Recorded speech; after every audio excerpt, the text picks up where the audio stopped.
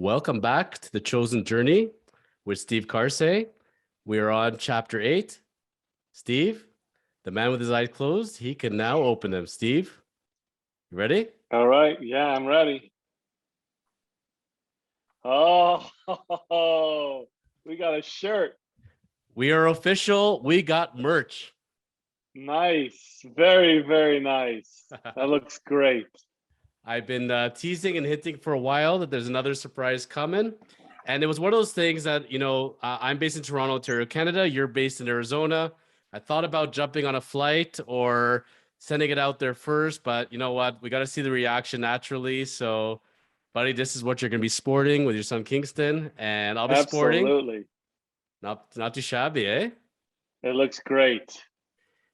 How does it feel to see yourself, but your silhouette is a caricature?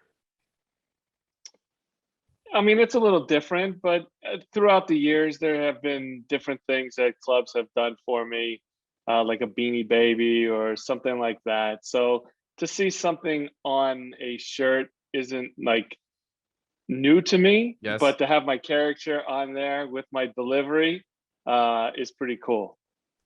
There's different variations, obviously, of yourself over time, and it took us some time to figure out which particular picture we liked, and they figured out how we're gonna evolve with it. This is actually a Yankees one at one point, and that became the silhouette, and that's essentially our brand, our picture for the world as far as what the chosen journey is. Well, that's great. It just puts it out there and lets everybody know.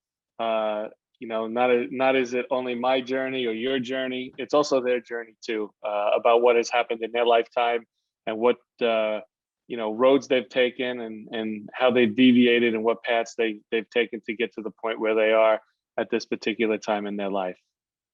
Well, I apologize for starting a little later. Like we actually starting pretty close to timing, but I was hoping to start earlier. But I don't know about you. When I've had a day, I get really famished. I need to eat, or else I just feel like I'm going to drop, or I get hangry. Uh, when you were that way back in your playing days, either before a game or just generally, did you have a go-to meal when you said, "I just need something quick, but I need something I got to get in my system"? What were your go-to meals? There really wasn't a go-to meal, to be quite honest with you. When you're in the big leagues, you're fed very well.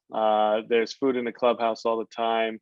The clubhouse guys take care of that stuff. There's snacks.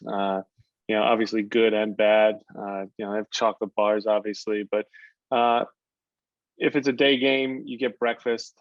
You get a meal before the game, and then you get dinner after the game. And then if it's an afternoon game, you get to the park, lunch is available, then you have a snack before the game at night, and then afterwards you have a late dinner if you want to eat at the clubhouse, and if you want to go out with a couple of the guys and go out to a restaurant that you might enjoy in that particular city, either after a day game or a night game, then that's always available to you.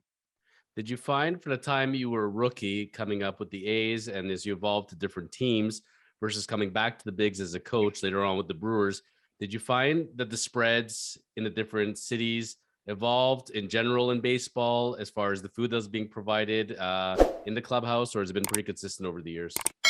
It's been pretty consistent over the years. The clubhouse guys have their go-tos.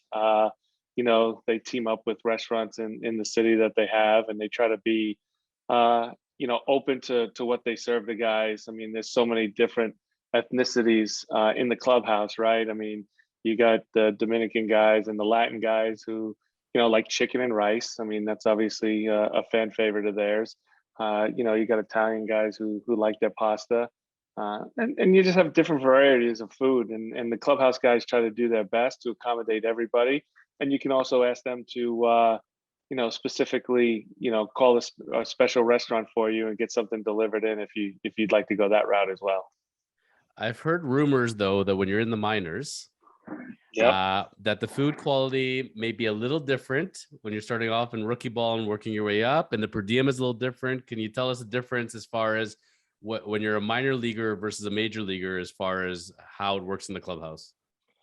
Yeah, well, it used to be a lot different when I got into professional baseball in the early '90s and into the 2000s, and then like everything, it evolves. The minor leagues are taken very well care of right now with the type of food that they are given on a daily basis or a nightly basis. In the 90s, in the minor leagues, it was okay. Hey, here's hot dogs, hamburgers, fruit, peanut butter, and jelly. Now they have actually, full spreads out, especially after the games for the minor leaguers, because it's just transcended downwards from the big leagues to AAA to AA, and obviously each level in the minor leagues is a little bit different, but overall the food has come a long way because when guys are coming up through the minor leagues, they still need to be on have good nutrition so they can prepare for the big leagues and make sure that their bodies are being fed the right foods to compete. I remember interviewing guys 20 years ago, and it's amazing. 10 years ago, 20 years ago, and I always thought to myself, how do you have your prime asset and expect them to live off mac and cheese, for example? Like, not that mac and cheese is the worst thing in the world, but I thought, especially ones that maybe don't have the income, and the per diem can be pretty low. But it's good to see that baseball and the teams are investing their assets from a young age, because, like you said, they got to be ready for the majors. And it's exercise, it's nutrition, it's repetition, it's putting in the work. So that kind of all goes a part of it. I confess I had cereal. It was maybe a healthy cereal, but that's one of my weaknesses. I just love cereal, whether it's breakfast, lunch, or dinner. If I need to go to, sometimes just a quick bowl and I'm ready to go. So, but That's good. That's good. but I was up at 6 in the morning today making pot roasts because I knew I had to have lunch. So I was up at 6 making pot roast. So the food's got to come out somehow. So Yeah, I wake up early myself, but I don't really go the cooking route. I'll get something quick in the morning, like a bar or something. Maybe a bowl of cereal if I'm in the mood for it. And then usually my lunch is like the biggest meal of the day for me. Is I get a later lunch and then just have something small for dinner. how does your son Kingston find it as far as getting ready for games? And every time we're talking, he's always got some kind of game, some kind of tournament. Does he have his rituals as far as his pregame meals at all at that age? No, not really. He's a growing boy. He snacks on just about anything he wants to right now because he's so active. But it's getting hot here in Arizona, and he does a little bit of stuff outside right now, and definitely needs to be have his nutrition and drink plenty of water because you can get dehydrated very quick out here with how dry it is and how hot it can get. Never been to Zona, like I told you. Look forward to it. We'll figure out the timing, and we'll be hosting this thing live one day from there. That would be fantastic. Looking forward to it. There's a couple segues coming through right now, but one message is stuck in my mind from one of the comments from that clip that's still going, buddy. It's we're we're gonna be hitting 600,000 at some point. So it was amazing. Again, I told you 10,000 would be amazing, and people are still enjoying it. And the person wrote a comment back that I thought really stuck with me and put it all into perspective. The person wrote in, "You get them for 18 summers. That's it. Make the most out of it because you're only getting 18 of them. That's how limited it is." Now, as soon as you hear that comment about you, I trace my mind where my oldest boy is, and I'm like, okay, 16. Oh, I got 2 more to go after this. And you got 7 after this. So it's really puts that in perspective, doesn't it? It really does. When you talk to other parents or parents who have had kids before you, and they give you some direction on how to whether parent or how things go, they always say, and I've always heard, in a blink of an eye, it goes so fast. The next thing you know, they're in high school. And then when they get high school, they start becoming a little bit more independent and on their own. And then as they get towards the end of high school, which would be the last few summers that you might get to spend with them, before they go off to college or whatever they're going to do, it definitely really does put it into perspective and lets you cherish, the moments that you have with them and you're able to spend. The older they get, the cooler we ain't. Isn't that the truth? I mean, it's it's one of those things, right? I mean, even baseball dads have told me, when you're trying to coach your kid, you can tell them something, and just because you're dad, they might not listen, no matter how many years you've played in the big leagues or how much baseball you've played. But if their coach tells them the same thing that you just told them, they will respond and listen to it. So that's always a challenge, but I think the more that he grows and the older he gets, he understands it a little bit more. And we have conversations about baseball, and we watch it, and we just talk. And I just tell him, Daddy's trying to help you. I'm trying to put you in the best position to succeed. I don't know everything about everything in baseball, but there are some things that I feel that I'm fortunate that I do know. And I only want to give you the best advice as possible, not only in baseball but in life. And I think as they get older and older, they do appreciate it even more. So there's this, you're almost like God to them when they're babies and growing up, and then they start to win the way, and then hopefully it comes back full circle. So before we get started, the hats. Yeah, I got the hat. I got the camo hat on. It's Memorial Day weekend here in the United States, so it's always a shout out to the veterans and to the military and to the people who keep us safe. Well, it's a great hat, and Brewer proud. It was funny because I remember reaching the age when I realized what that symbol actually meant. When you got the glove, but then you got the M and the B, and then you got the baseball in there. It's such a beautiful logo. One of my favorite of all time. Yeah, it really is. Obviously, I never played for the Brewers, just coached for them. But to see the logo and to go back in time and to understand the logo and what it means for that city and for that. You were talking about the logo, and then it got cut out. No worries. I was just saying. Yeah, I was just saying how special the logo is and how it goes back. 50 years for the Brewers, going on 51, and never playing for them, and then understanding what the logo means and how it transformed. From the time of inception, because I believe there was Seattle Pilots that came to Milwaukee and started there 51 years ago. So Brewer fans, the state of Milwaukee are proud of the Brewers, and they're proud of their symbol, and they really embrace their team, which is great to see.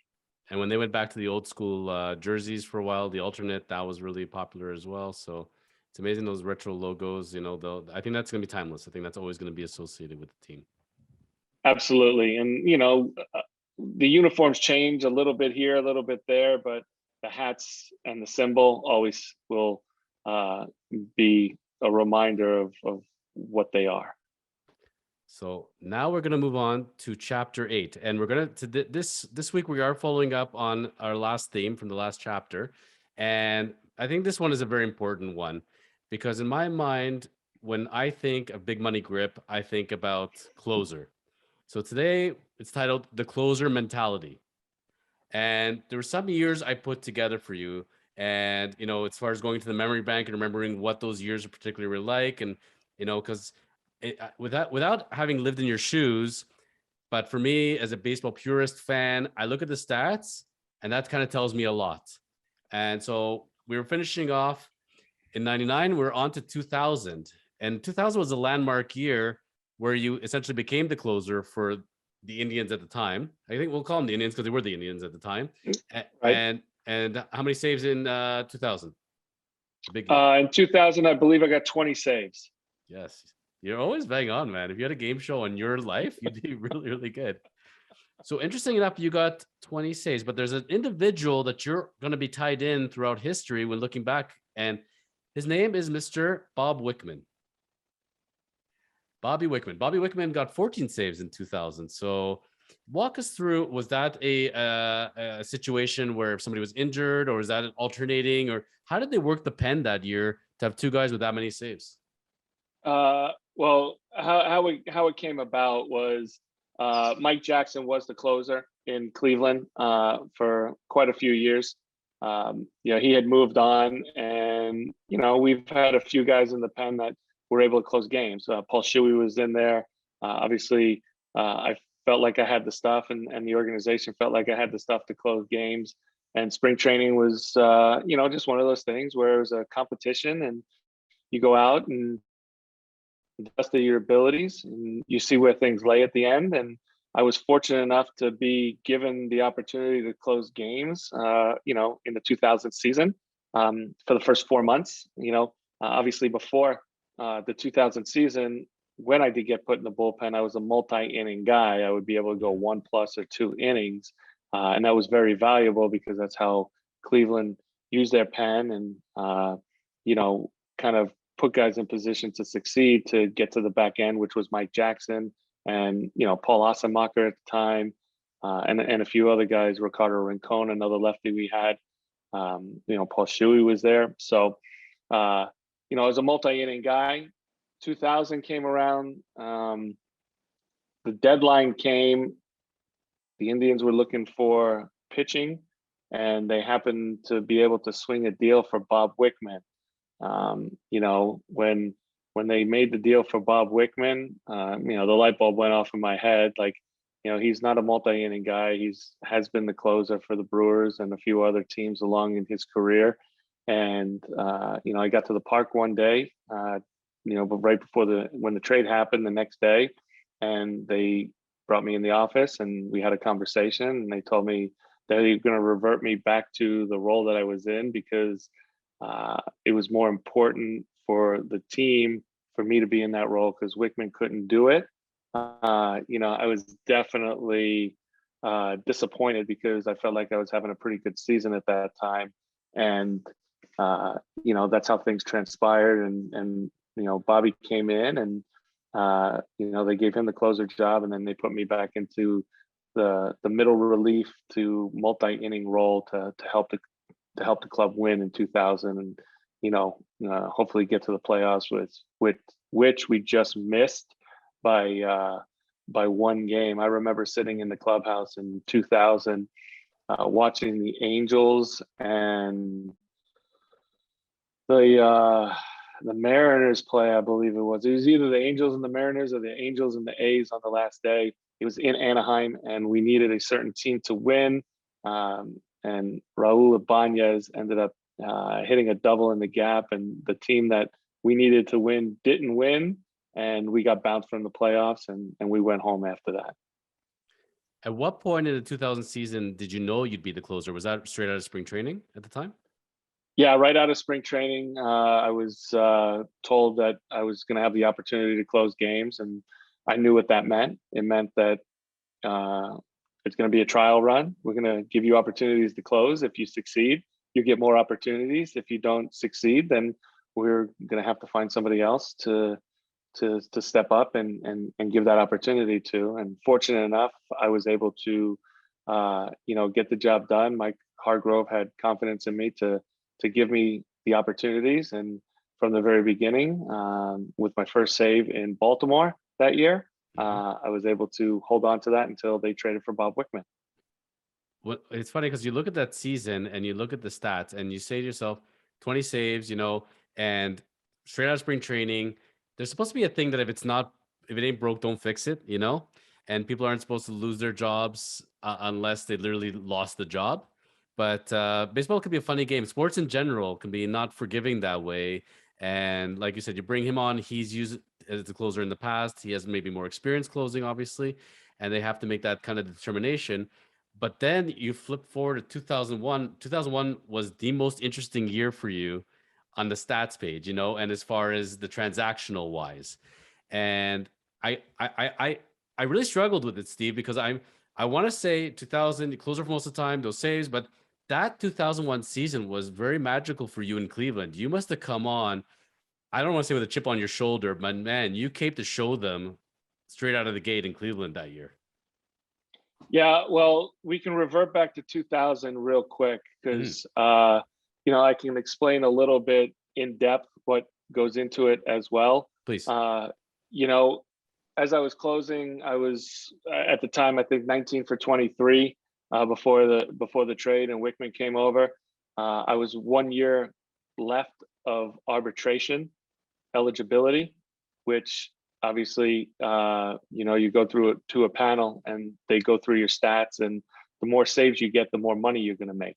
So by me getting taken out of the closer's role and only having 19 or 20 saves as I ended up in that season, instead of 35 or 40, if I had 35 or 40, I would have probably made $2 or $3 million more than what I was paid that next year in 2001 because of only having 20 saves. So that's where the business portion of it comes in as well.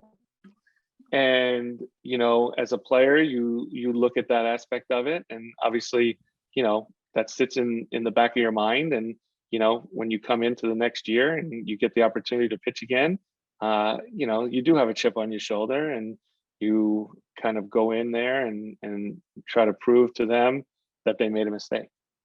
Now, did you end up making to arbitration that year? Did you go through the arbitration process with them, with the Indians? Well, you go through the arbitration process no matter what, because I didn't have a multi-year deal. So Yes. after I only had a 1-year deal. So after you reach 3 full years of a major league time, 2 plus to 3 years, you have the opportunity to be in the arbitration process. And unless you have a multi-year deal, you go through that process every year. So even you could, beforehand, not even going through the hearing and everything else, could you go through? You could theoretically sign still a 1-year contract theoretically. That's if you correct. to, I mean, you don't have to go to arbitration if you and the team can come to terms and agree on a salary, maybe in between what you're asking and what the team's asking, to avoid that process of getting in front of a judge and having the team, maybe say not so many nice things about you on why they want to pay you less than what that you're trying to get.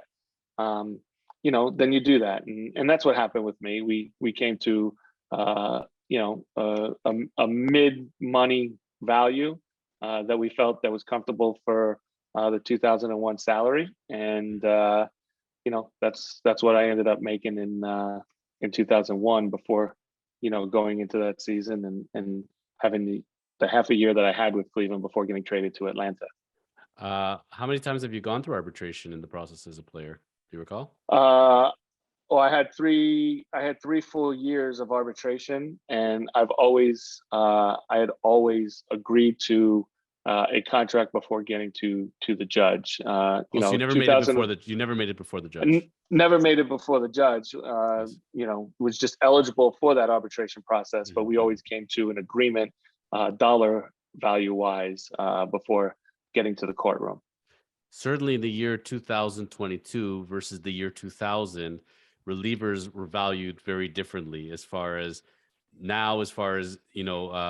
key situations, not necessarily being the closer, but holds, became more of a stat, which was not at that time. So I guess it's a much different mentality when you're weighing out as a player, the business side, versus if you would have had the same stats after, let's say, a season like 2021, 2022. Yeah, everything evolves, right? I mean, the process with statistics, continue to get better. They continue to, go through the process in the front office of what is important. I mean, if you go back in the 90s, you would never hear, OBP or slugging percentage. It's always average, home runs, and RBIs. And then you started transitioning into, on base plus slug, OPS, and on base percentage. And that's how they value guys now. How much you get on base, to how many extra base hits you hit, and then you combine that and see what your power is to how much you get on base. And that's about, I think, 725, 730 is an average. And then they go about weighted runs created and how many runs you create. So everything evolves with that, and then the dollar values always change with the way that front offices look at how a player can help their team and what kind of value that player has to a particular team and what they're going to pay them. I remember vividly when I found out about your trade at the time, when you did get traded from Cleveland to Atlanta, being utterly shocked at the time but I also didn't realize in the back of my, because I always try to, for the love of baseball, I try to keep the business side out of it. But then when I realized at some point there was something coming, there was an impending free agency. That's correct. And dollar to donuts, whatever the heck that expression means, but I'm sure that factored into the equation when the deal was made. Now, before we get into the trade itself, let's get into that season. Was there discussion at some point as far as actually signing a multi-year deal? Was that at all on the table at any point in staying in Cleveland? Yeah, it actually was in the spring training of 2001. Before that season started, I knew I was a year away from free agency. Not many players get to free agency and have the opportunity to go out on the open market. Spring training started. We discussed some numbers, and tried to get to something that was fair for both sides. It went into the month of May, mid-May to end of May, and we couldn't come to an agreement on what the dollar value was. So at that point, obviously, they made a choice to go out and look on the market to see what they could get in return. And obviously, John Rocker was available at that particular time, and he was a left-handed power guy. Cleveland always wanted a left-handed power guy in their bullpen. They never really had one, and he had years of controllability left, where I was going to most likely leave at the end of 2001 because we couldn't come to an agreement. And that's just how that transpired. Kind of funny when you think about it now that you guys are linked through that trade, but also you growing up outside of Shea Stadium and him having disdain for Shea Stadium and the subway. You can't write a better script than that. Now, before that trade happens, and again, I love certain statistics, and I marveled that I'm looking at it now, and it's blowing me away. Before the trade, how many saves before you get traded did you have in Cleveland at that point? Do you recall? I do not recall how many saves I had. I knew I was throwing the ball extremely well, and my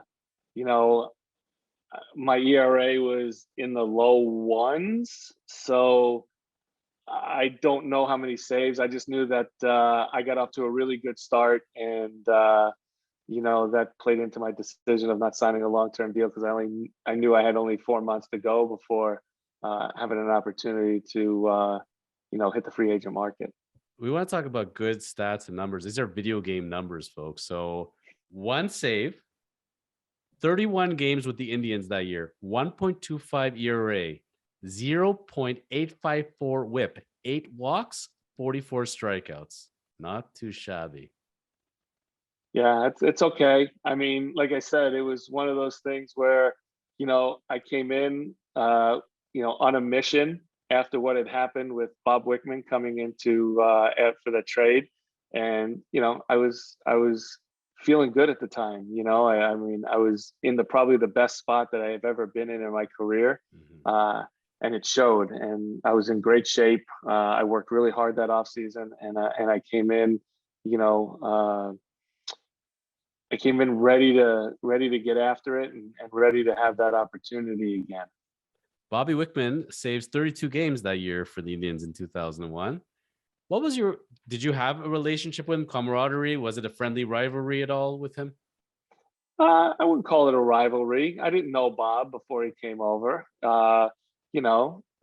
Great guy, got to talk baseball with him.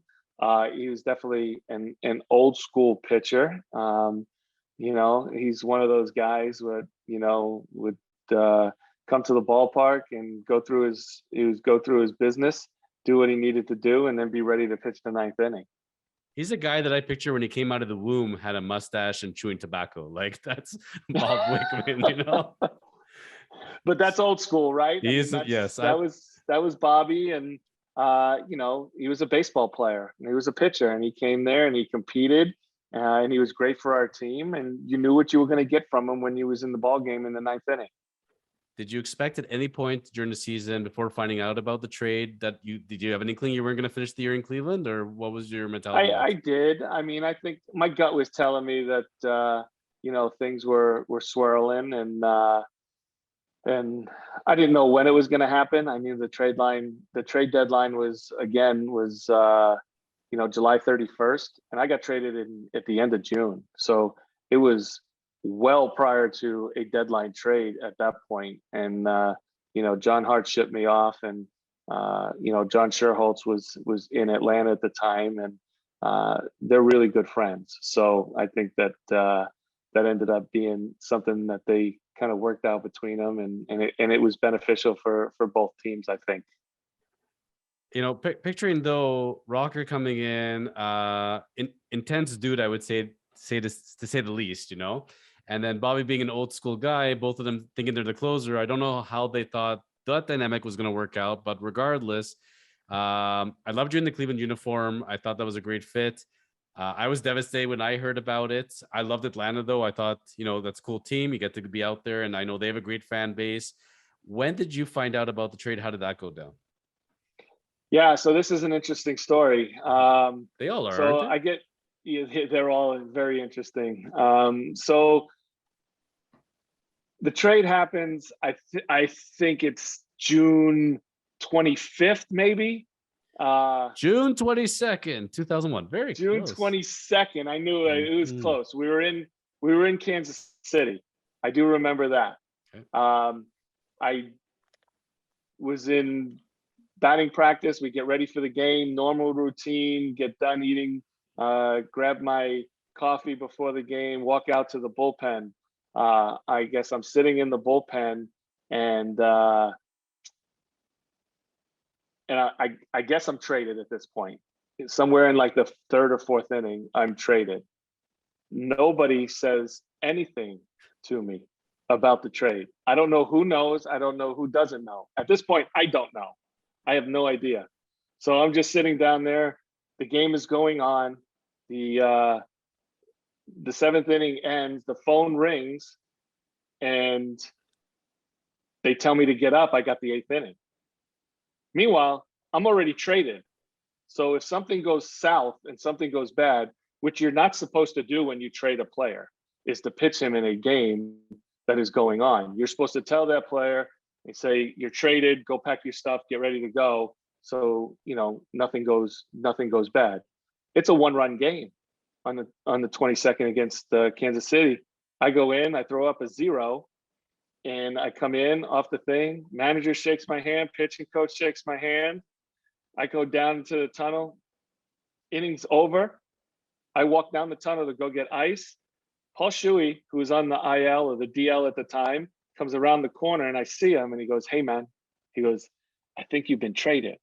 And I'm like, that's impossible. I just pitched. There's no way that I could be traded in a situation like this. So I walk him into the clubhouse, and there's Chuck Finley, Dave Burba, and one other guy on the couch in the clubhouse doing the chart and doing what they need to do.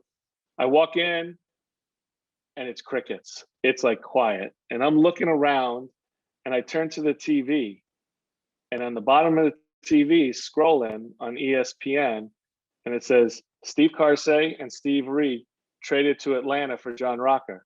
And that's how I found out about the trade, when I got traded to the Atlanta Braves. And then after the game, and then after the game, they called me in the office. And obviously I wasn't a happy camper at that particular time. And I basically told them, I said, "What are you going to tell me, that I'm traded to Atlanta? I already found out on the TV."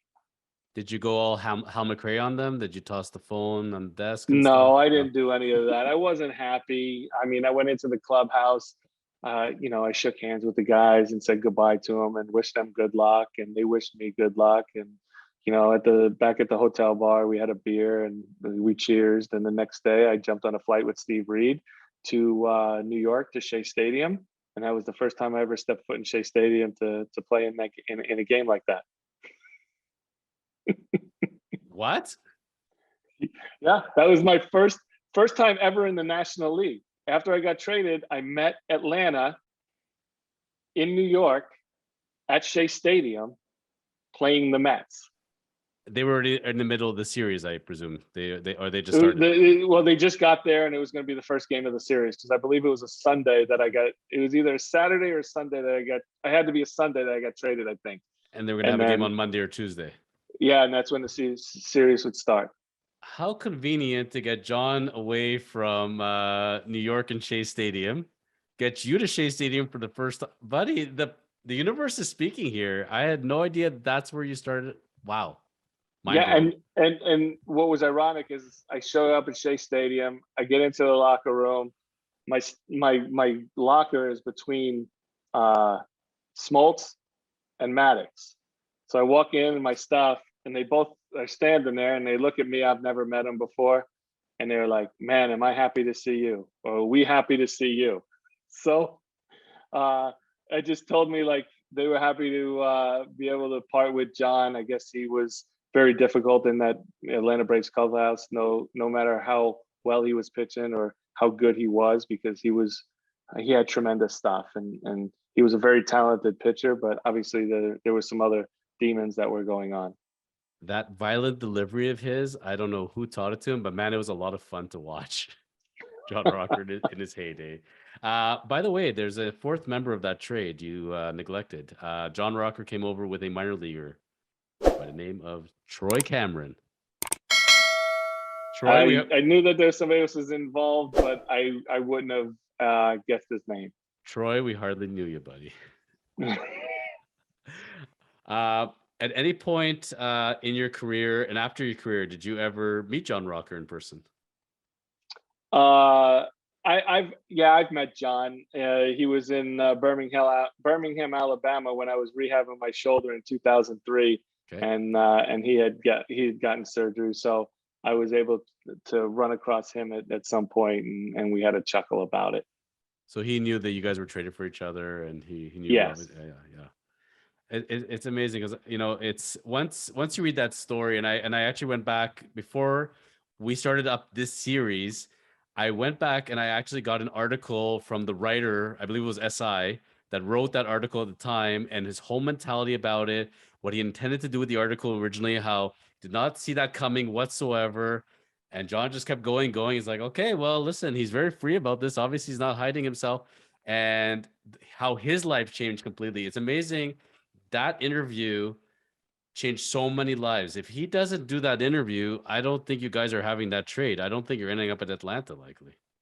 Yeah, I mean, you never know what is going to happen, right? But you're probably right. And then, after that trade, obviously things transpired into, the 2001 game where Mike Piazza hits that home run after the 9/11 attacks in the United States, on my hometown. Which we'll get to in a moment. So I think it's a good place to pause. And we're going to continue on to chapter 9, and we're going to go to the closer mentality part 2. Stay tuned.